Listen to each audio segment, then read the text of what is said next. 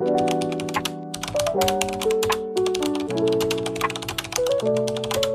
kvindes menstruationscyklus starter den dag, hun får menstruation. Efter menstruationen begynder kroppen at modne et æg, og cirka midt i cyklusen, cirka på 14. dagen, sker æggeløsningen.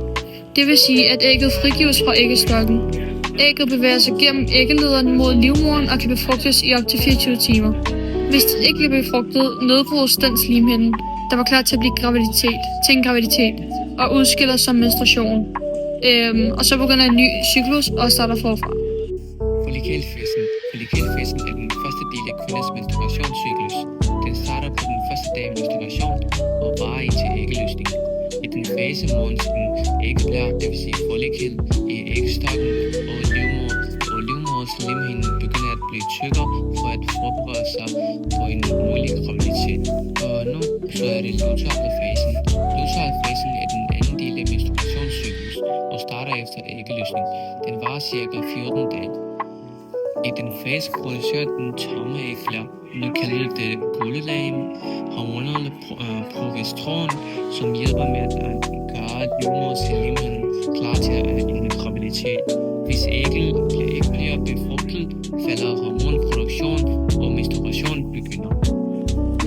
Før æggeløsningen stiger østrogen fra den mor af follikel.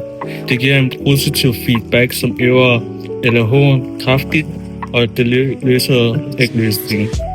Efter ægløsningen dannes koppes luteum, og som producerer progesteron, og det giver en negativ feedback, der hæmmer FSH og LH, så der ikke modes nye æg. Hvis der ikke sker befrugtning, forsvinder koppes luteum, og prostens falder, og en ny cyklus starter. Så hvad er livmoders slimhinde? Det er indholdet i livmoderen, som hver måned forbedres på graviditet og afstøttet ved menstruation.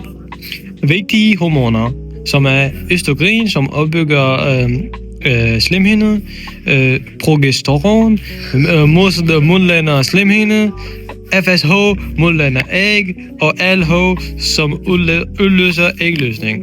Hej.